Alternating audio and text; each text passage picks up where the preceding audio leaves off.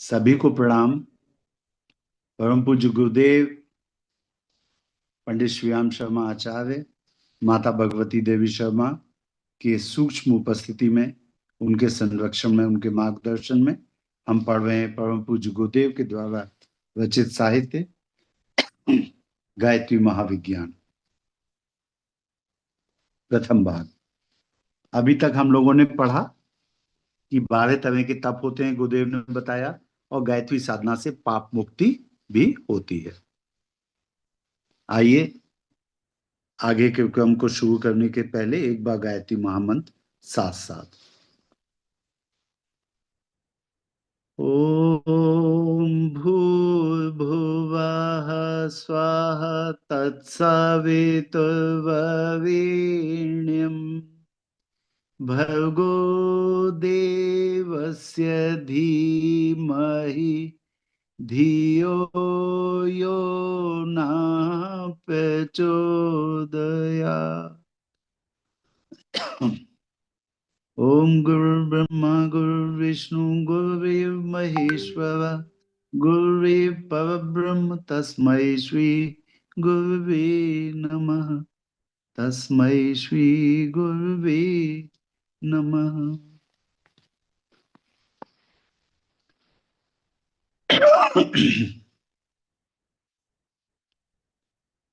अपराधों की निवृत्ति के लिए हर जगह दंड का विधान काम में लाया जाता है। निवृत्ति का मतलब है समाज से इस तरह की प्रवृत्ति को खत्म कर देना। इसके लिए जो कुछ भी किया जाए वो दंड स्वरूप हम लोगों को मिलता है। बच्चे ने गड़बड़ी की कि माता पिता से डांट पड़ी। शिष्य ने प्रमाद किया, गुरु ने छड़ी संभाली।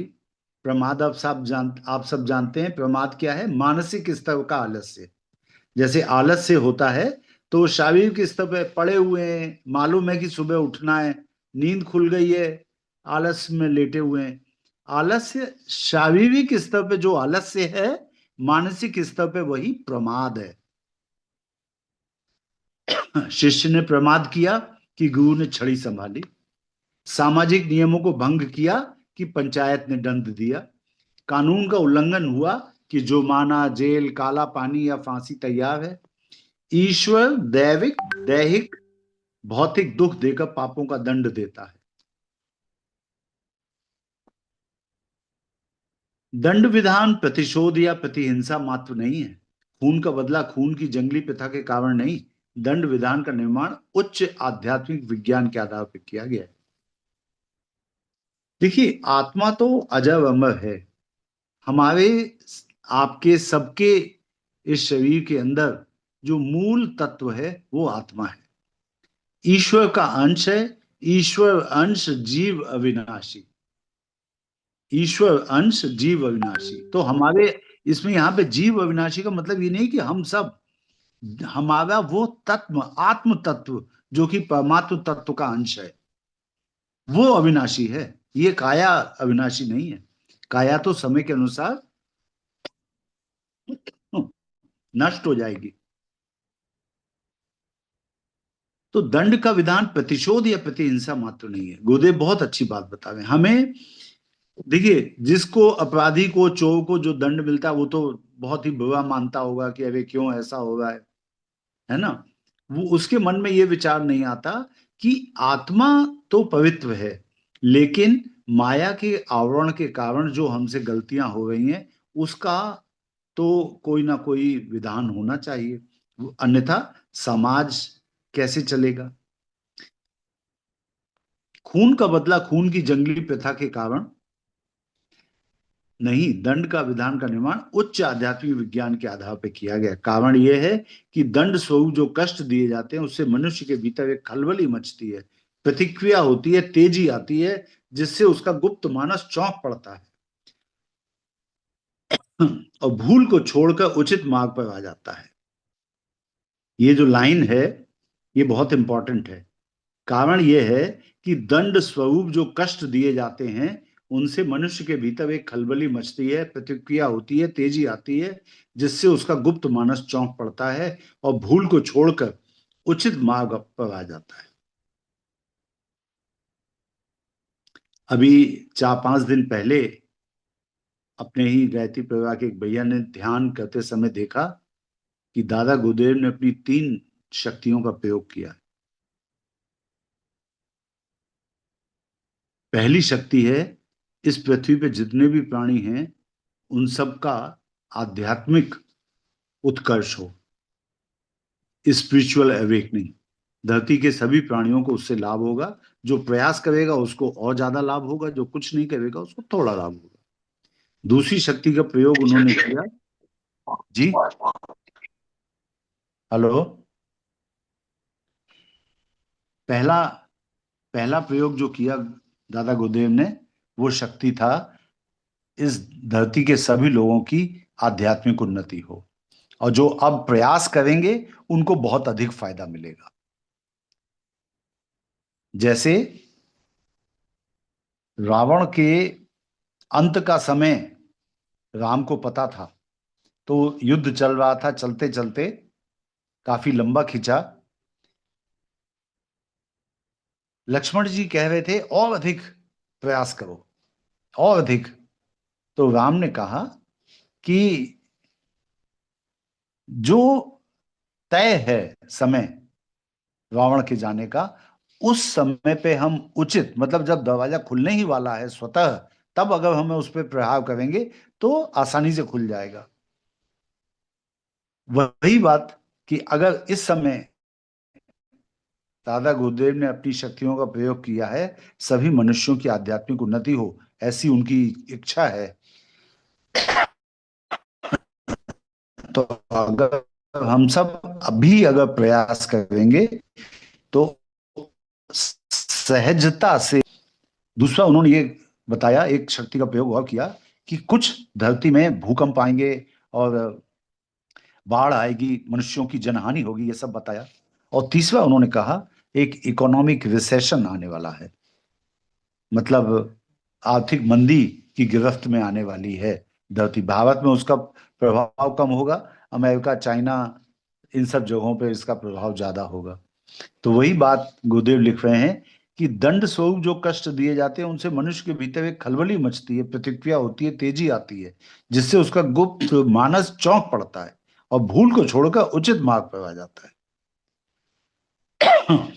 तो दादा गुरुदेव से यही पूछा गया कि आपने ये जो शक्ति प्रयोग करी जिससे भूकंप आएंगे, बाढ़ आएगी, तो उनका हाँ ये भी आवश्यक है। मनुष्य वरना बिल्कुल अपने एक ढर्रे के जीवन पे चलता रहता है और पैसा कमाना, पैसा कमाना, बस इसके अलावा उससे कुछ नहीं आता। मैं और मेरा परिवार, समाज के प्रति उसकी क्या जिम्मेदारी है ये उसको बिल्कुल याद नहीं रहती। गुरु के प्रति उसकी क्या जिम्मेदारी है उसको याद नहीं रहता। केवल मैं और मेरा परिवार। तो तप में ऐसी शक्ति है, तप की गर्मी से अनात्म तत्वों का संहार होता है। दूसरों द्वारा दंड रूप से बलात् तप करा के हमारी शुद्धि की जाती है। उस प्रणाली को हम स्वयं ही अपनाएं और अपने गुप्त और प्रकट पापों का दंड स्वयं भी अपने को देकर स्वेच्छा पूर्वक तप करें, तो वह दूसरों द्वारा बलात् कराए गए तप की अपेक्षा असंख्य गुना उत्तम है। अगर कोई दूसरा हमें दंड देता है गलती की सजा के रूप में, तो वो सजा भोगना एक तरह से तप तो है, लेकिन अगर वो सजा हम स्वयं भोग लें, ये मान करके कि हमसे गलती हुई, अब हम भविष्य में ऐसी गलती कभी नहीं करेंगे, और एक कोई अनुष्ठान कर लें, कोई तप कर लें, तो उस तप की वैल्यू हजारों गुना है। उसमें ना अपमान होता है, ना प्रतिहिंसा, ना आत्मग्लानि से चित्त क्षोभित होता है। वह स्वेच्छा तप से एक आध्यात्मिक आनंद आता है, शौर्य और साहस प्रकट होता है।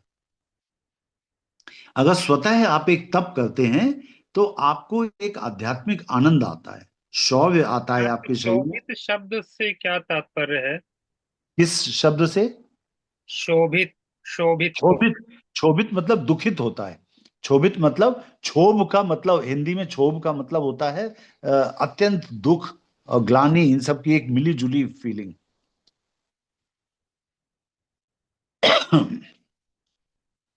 स्वेच्छा से तप करने में एक आध्यात्मिक आनंद आता है, शौर्य और साहस प्रकट होता है तथा दूसरों की दृष्टि में अपनी श्रेष्ठता और प्रतिष्ठा बढ़ती है। पापों की निवृत्ति के लिए आत्म तेज की अग्नि चाहिए। पापों की निवृत्ति के लिए आत्म तेज की अग्नि चाहिए। इस अग्नि की उत्पत्ति से दुहरा लाभ होता है। पापों की निवृत्ति के लिए आत्म तेज की अग्नि चाहिए। पापों को जला के भस्म करने के लिए एक तेज चाहिए, तप चाहिए, चाहे तप के द्वारा चाहे आत्म तेज के द्वारा। पर ये आत्म तेज कैसे होगा? जब आप आत्म तेज की अग्नि को कैसे प्रदीप्त करेंगे? इस तरह से प्रदीप्त करेंगे कि या तो आप कोई अनुष्ठान करें अथवा तप करें। इस अग्नि की उत्पत्ति से दोहरा लाभ होता है। एक तो हानिकारक तत्वों का, कषाय कल्मषों का नाश होता है। दूसरे, उसकी ऊष्मा और प्रकाश से दैवी तत्वों का विकास, पोषण एवं अभिवर्धन होता है, जिसके कारण साधक तपस्वी, मनस्वी एवं तेजस्वी बन जाता है। हमारे धर्म शास्त्रों में पग पग पर व्रत, उपवास, दान, स्नान, आचरण, विचार आदि के विधि विधान इसी दृष्टि से किए गए हैं कि उन्हें अपनाकर मनुष्य इन दोहरे लाभों को उठा सके। अपने से कोई भूल, पाप या बुराइयां बन पड़ी हों तो उनके अशुभ फलों के निवारण के लिए सच्चा प्रायश्चित तो यही है कि उन्हें फिर न करने का दृढ़ निश्चय किया जाए। पर यदि इस निश्चय के साथ साथ थोड़ी तपस्या भी की जाए तो उसे प्रतिज्ञा का बल मिलता है और उसके पालन में दृढ़ता आती है। साथ ही यह तपस्या सात्विकता की तीव्र गति से वृद्धि करती है, चैतन्यता उत्पन्न करती है और ऐसे उत्तमोत्तम गुण, कर्म, स्वभावों को उत्पन्न करती है जिनसे पवित्रता में, साधना में, मंगलमय जीवन बिताना सुगम हो जाता है। अगर हम तपस्या को अपनाते हैं तो ये जीवन में सतोगुण को बढ़ाता है, चैतन्यता देता है और हमारा गुण, कर्म, स्वभाव ऐसा हो जाता है कि वो पवित्र हो जाए, साधना में हो जाए और हम एक मंगलमय जीवन बिताने लगे। गायत्री शक्ति के आधार पर की गई तपस्या बड़े बड़े पापियों को निष्पाप बनाने, उनके पाप पुंजों को नष्ट करने और भविष्य के लिए उन्हें निष्पाप रहने योग्य बना सकती है। जो काव्य पाप दिखाई पड़ते हैं वे सर्वदा वैसे पाप नहीं होते जैसे कि समझते हैं।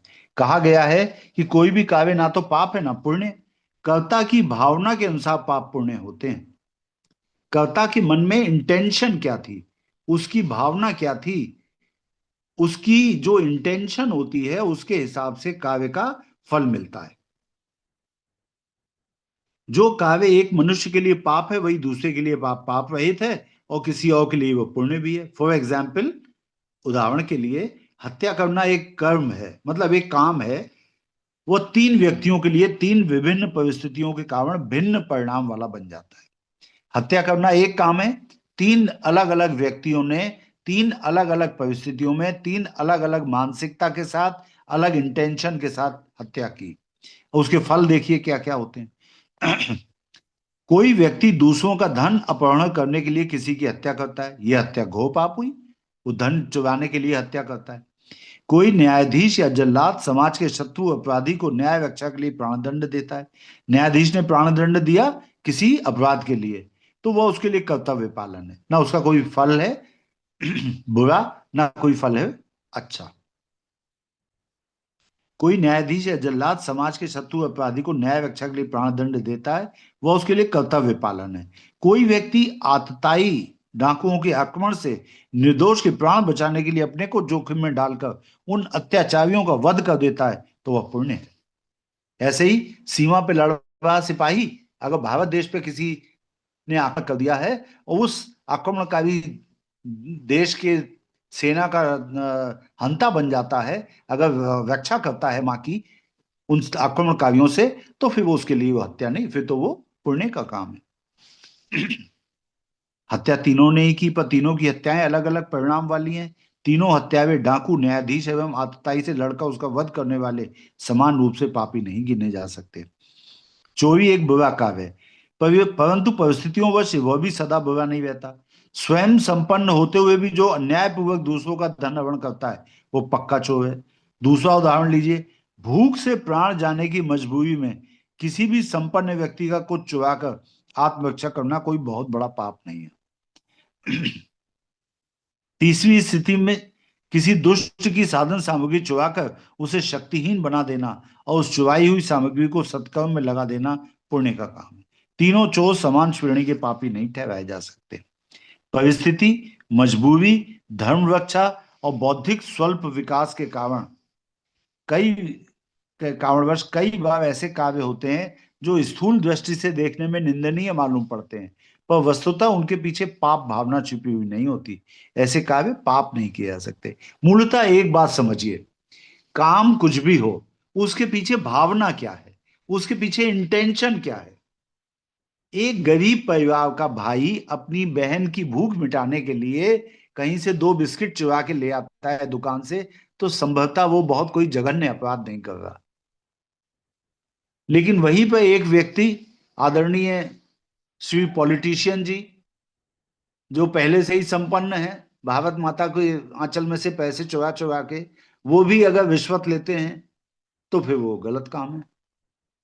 ठीक है। बालक का फोड़ा चिरवाने के लिए माता को उसे अस्पताल ले जाना पड़ता है और बालक को कष्ट में डालना पड़ता है। रोगी की प्राण रक्षा के लिए डॉक्टर को कसाई के समान चीड़फाड़ करने का कार्य करना पड़ता है। रोगी की कुपथ्य कारक इच्छाओं को टालने के लिए उपचारक को झूठे बहाने बनाकर किसी प्रकार समझाना पड़ता है। जैसे रोगी अगर कहे उसको टाइफाइड की बीमारी है, डॉक्टर ने कहा है कि बहुत ही पतली खिचड़ी, पतला मूंग की दाल या दलिया दीजिए। रोगी बाबा कह रहा है कि मैं तो पनीर की सब्जी खाऊंगा।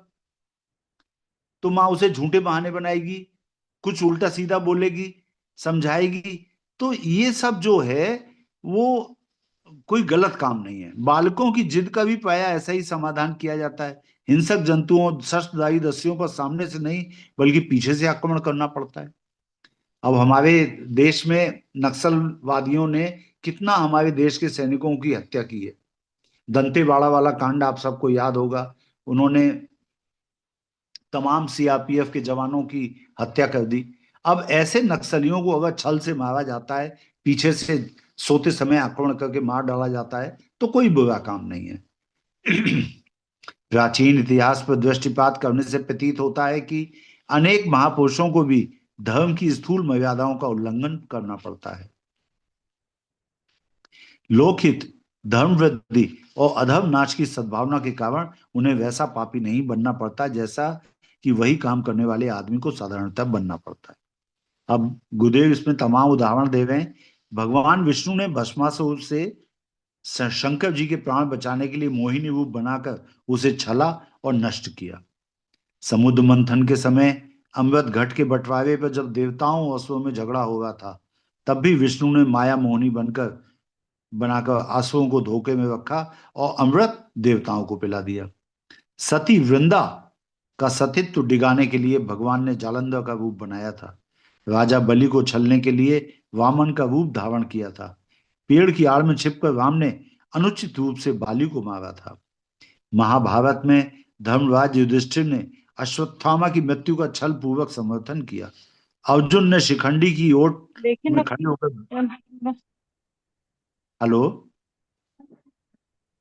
अर्जुन ने शिखंडी की ओट में खड़े होकर भीष्म को मारा। कर्ण का रथ कीचड़ में धंस जाने पर भी उसका वध किया। घोर दुर्भिक्ष में क्षुधा पीड़ित होने पर विश्वामित्र ऋषि ने चांडाल के घर से कुत्ते का मांस चुरा कर खाया। प्रहलाद का पिता की आज्ञा का उल्लंघन करना, बलि का गुरु शुक्राचार्य की आज्ञा न मानना, विभीषण का भाई को त्यागना, भरत का माता की भर्त्सना करना, गोपियों का पर पुरुष श्री कृष्ण से प्रेम करना, मीरा का अपने पति को त्याग देना, परशुराम जी का अपनी माता का सिर काट देना आदि काव्य साधारणतः अधर्म प्रतीत होते हैं, पर उन्हें कर्ताओं ने सदुद्देश्य से प्रेरित होकर किया था। इसलिए धर्म की सूक्ष्म दृष्टि से ये काव्य पातक नहीं गिने गए। शिवाजी ने अफजल खां का वध कूटनीतिक चातुर्य से किया था।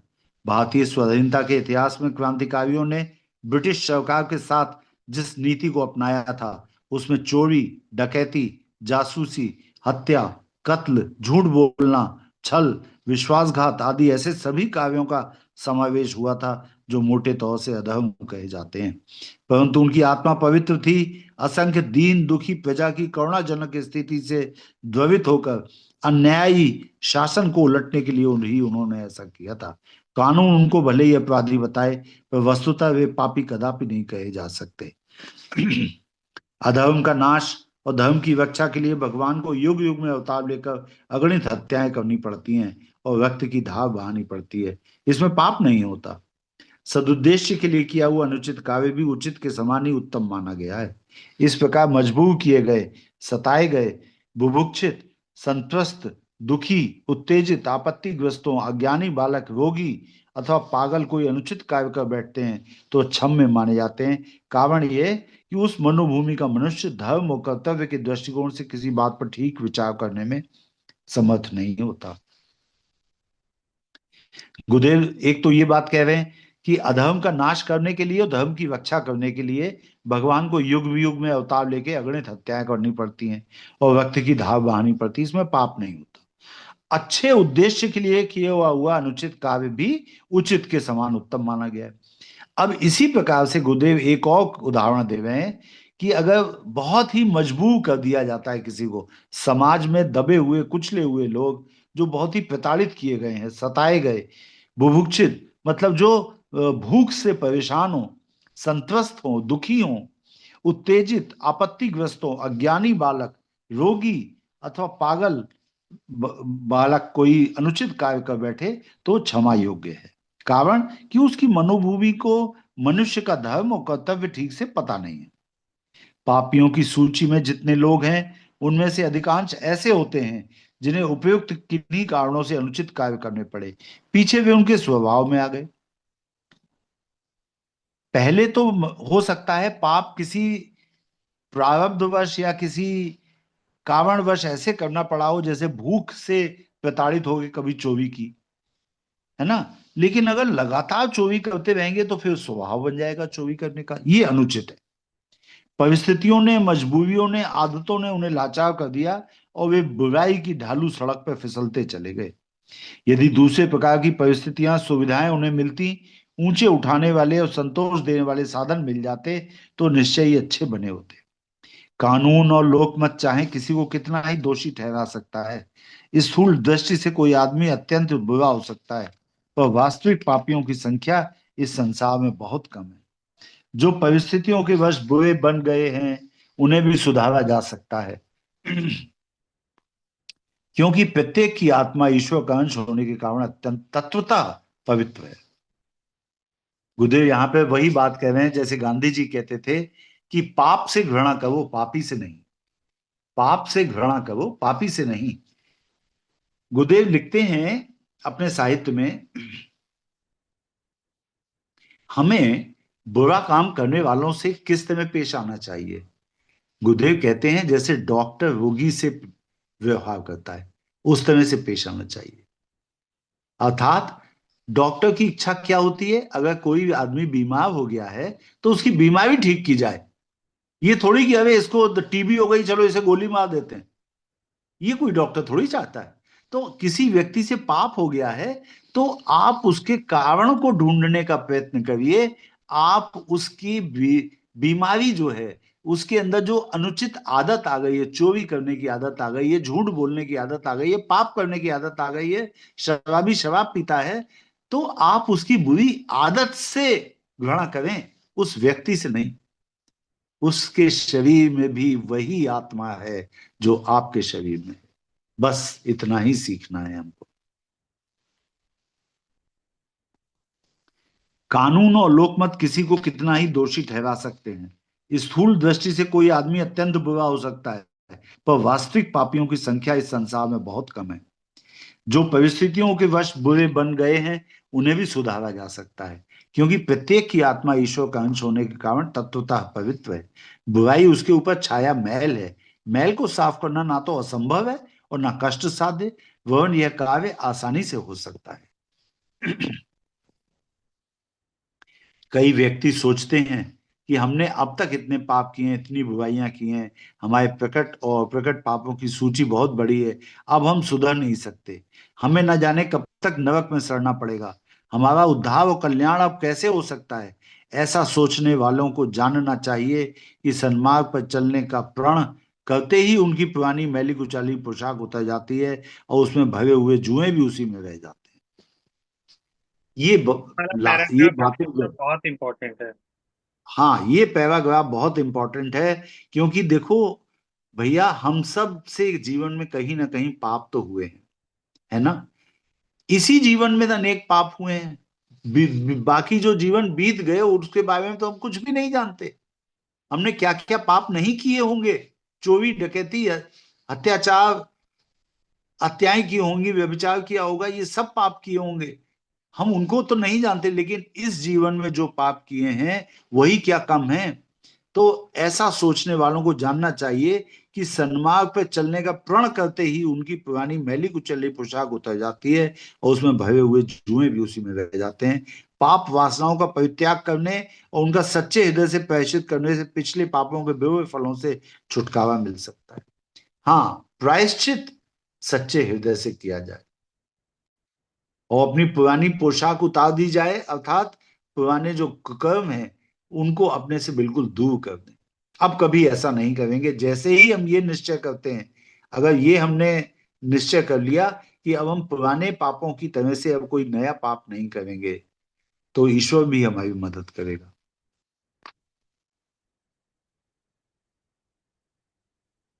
केवल वे परिपक्व प्रारब्ध कर्म जो इस जन्म के लिए भाग्य बन चुके हैं उन्हें तो किसी ना किसी रूप में भोगना पड़ता है। इसके अतिरिक्त जो प्राचीन या आजकल के ऐसे कर्म है जो अभी प्रारब्ध नहीं बने, उनका संचित समूह नष्ट हो जाता है। जो इस जन्म के लिए दुखदाई भोग हैं वह भी अपेक्षाकृत बहुत हल्के हो जाते हैं, और वे चिन्ह पूजा मात्र थोड़ा कष्ट दिखाकर सहज ही शांत हो जाते हैं। गुरुदेव कह रहे हैं केवल वो परिपक्व कर्म, परिपक्व कर्म मतलब जो कर्म प्रारब्ध बन चुके हैं इस जन्म के लिए, उन्हें तो भोगना पड़ेगा। हाँ, अगर हम गायत्री मंत्र का जाप करें, अगर हम गायत्री चालीसा का पाठ करें या ध्यान करें, हम कुछ भी ऐसा करते हैं जिससे हमारे पापों के समूह नष्ट होते हैं, तो भले ही वो पूर्णतया नष्ट ना हो, लेकिन वो असर उनका थोड़ा कम हो जाएगा, ये निश्चित। कोई मनुष्य अपने पिछले जीवन का अधिकांश भाग कुमार्ग में व्यतीत कर चुका है या बहुत सा समय निरर्थक बिता चुका है, तो इसके लिए केवल दुख मानने, पछताने या निराश होने से कुछ प्रयोजन सिद्ध ना होगा। हमने बहुत पाप किए हैं, अब ये रोने से क्या फायदा। कुछ कर्म ऐसा करो जो पिछले पापों का प्रायश्चित हो सके। समाज को आपने कोई नुकसान पहुंचाया है, प्रायश्चित स्वरूप समाज की सेवा कर दो। स्त्री जाति के प्रति आपसे कोई अक्षम्य अपराध हुआ है, आप ये पक्का प्रण कर लो, आज के बाद से हर स्त्री में हम माँ सीता को देखेंगे।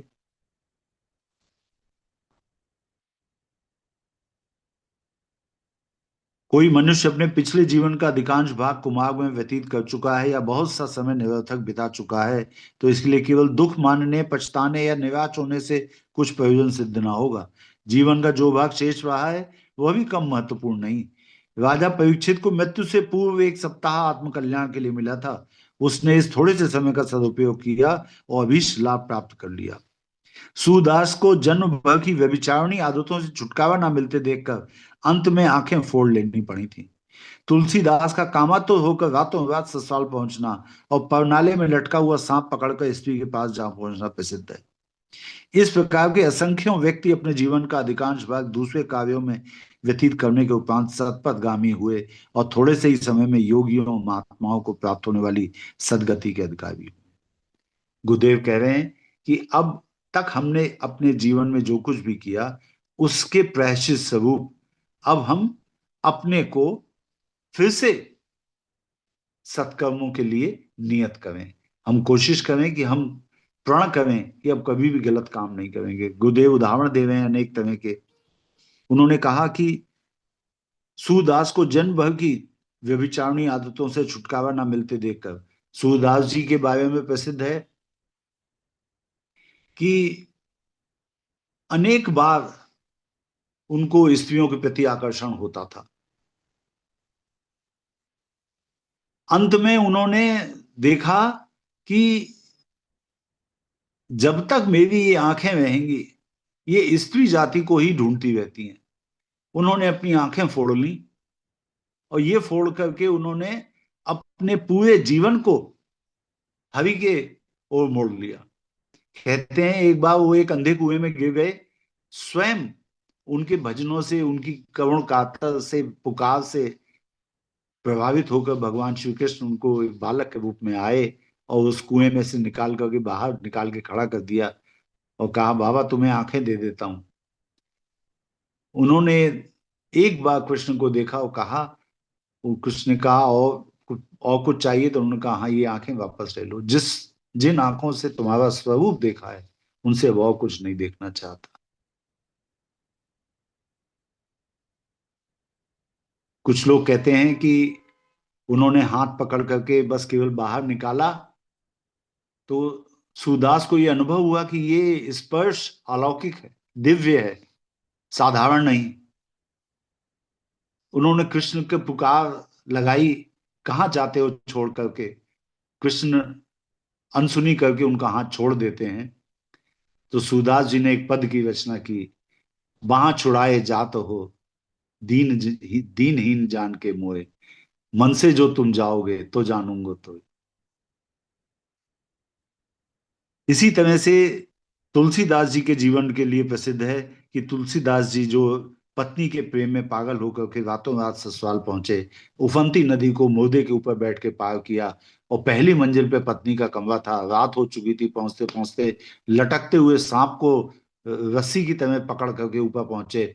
तो पत्नी ने जब उन्हें देखा तो एक ही बात कही, हाड़ मास सो देह मम तामे ऐसी प्रीति होती जो रघुवीर में। ये मेरे इस हाड़ मास के देह में अगर ऐसी प्रीति है, यही प्रेम अगर तुम्हारा ईश्वर के प्रति हो, तो तुम भवसागर से पार उतर जाते। तुलसीदास जी ने उनके इन शब्दों को अब बुरा नहीं माना, बल्कि अब उनकी आंखें खुल गईं, और एक तरह से शक्तिपात मानते हैं वो। अपने लिए उन्होंने गुरु की तरह से उनको देखा, और दोबारा पलट करके वो चले गए, उनको छोड़ करके दोबारा पलट के तभी आए जब उनको राम प्राप्त हो गए, जब उन्होंने राम का दर्शन कर लिया, रामायण लिख ली। आइए, आज हम अपने स्वाध्याय को यहीं समाप्त करते हैं। कल फिर मिलेंगे। तब तक के लिए सभी को प्रणाम। ओम शांति, शांति, शांति।